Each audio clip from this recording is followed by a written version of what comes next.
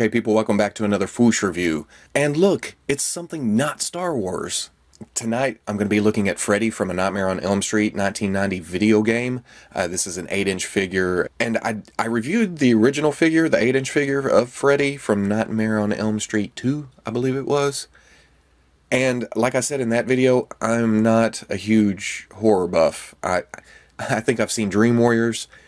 I've never seen a lot of the Nightmare on Elm Streets, or Jason's, or Halloween's, or yeah, I was that kid.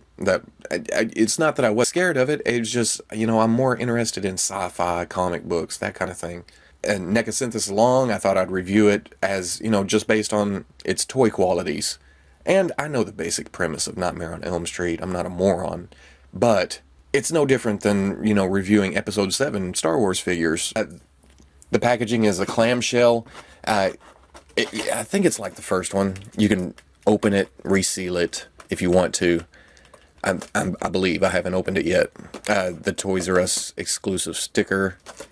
And on the back, it shows that it's based on the classic 1990 video game appearance. I wouldn't call this an 8-bit, but it kind of has that same feel to it. You know, the colors. Freddy doesn't have, you know, the same blood as the first one. In fact, I think this head is a whole new sculpt. The glove, I think, is the same as the original one, the clawed hand, but it's all in flesh tone. It's not painted at all. And then the hat, I think, is the same. I'm going to break this sucker open and see what's going on here. And there we go, out of the package. And I'm going to say the sculpt is on par with the first one. It's just the paint apps aren't as impressive, I guess. It's not as bloody and gruesome, and the glove's not brown. But I think that was the point of this figure, being, you know, a video game inspired figure. Surprise, I never played the 1990 video game. But I'm guessing it was, you know, basic colors, that kind of thing. They even changed the color of Freddy's sweater, his pants. But as you can see, everything's just in this skin tone color. And his eyes are just blacked out. There's no paint to them. But you get down to the teeth, and they're kind of nasty. They have a black wash to them. And there is a subtle bluish, grayish, like dry brush on top of the sculpt. It's the flesh tone underneath, and then it's kind of a dead color on top. So it adds a little bit to the sculpt, especially with the head being a new sculpt compared to the, you know, the first one. But it's not raw and gritty and nasty. There's no exposed brain up here. The sculpt goes down a little ways where you're not going to be able to see it unless you just completely take off the sweater. I'm guessing it's just flat underneath. Yeah, it's just a standard body underneath. I will say the sculpt is there, and it's nice. Even the glove has, you know, the bottom of it, kind of a tie around it. But the details of it are kind of lost in the two-tone paint job. For articulation, the head is on a ball, and it doesn't go forward much. It goes up pretty good.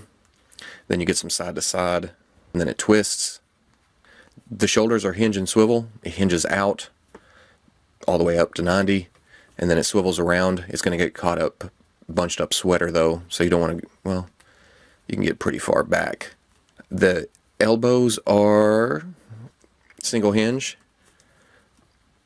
but it goes up past 90, just slightly. The wrists are hinge and swivel. It swivels around, hinges back and forth. Pretty good hinge there. There's nothing in the abdomen. There is a swivel there, but there's no movement forward, back, side to side. The hips are hinge and swivel. Hinges out, and then forward, back. There's a thigh swivel underneath the pants. The knees are, let's see, single hinge. It goes back about that far. And at the angle you have a hinge. Back, forward. Right here, I really miss an ankle, like a swivel of some kind, for some kind of rocker ankle. Because out of the box, the right boot kind of tips to the outside. So it's kind of hard to get, you know, expressive poses with his foot looking gimpy. And I don't know if it's me. Sometimes his legs are the same length, but if I get to posing moving around, it almost acts like the left leg is shorter. I don't know. Maybe it's just me, with the posing. The only accessory is this hat, and it's a nice sculpt. And I'm glad, well, it helps that Freddy's bald, but the hat just goes on, and it looks pretty great on the head. It fits naturally. It sits right. It's not up. It doesn't look huge. It just looks like a hat, I don't have the first Freddy to compare to. I gave it to a buddy of mine. He's a horror movie freak, so he was, pretty excited to get it. This Freddy will probably end up in his house too, just because. But it seems like, if I remember right, the claws on this hand are a lot straighter than the first one. There's a little bit of bend, but not nearly as bad as, the more realistic Freddy. The clothes are pretty nice for what they are. The sweater is knitted. It's got frayed edges. It fits nicely. It doesn't look like, it's just a huge piece of fabric on them. The pants are a thinner material, and they sit pretty good. Not as wrinkly as I would like, kind of flat, but it does work.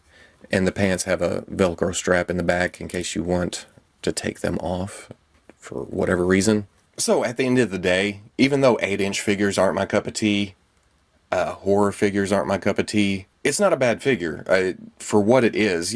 This is coming from the standpoint of super articulated 6-inch action figures, all plastic, maybe some cloth here and there, but mostly plastic. But if I was into Nightmare on Elm Street or, any of the other classic horror movies, this would go on my shelf. But if you are into this kind of thing and you like the 8-bit figures by NECA, which I do, the regular sized ones, go ahead and pick him up. It's a nice addition to the other Freddy. So if you like the review, comment, like, subscribe, and I will catch you on the Fwoosh. Just angry looking Freddy, and then he has exposed brains on the top. They're shiny, like they're, just freshly open. Just nasty.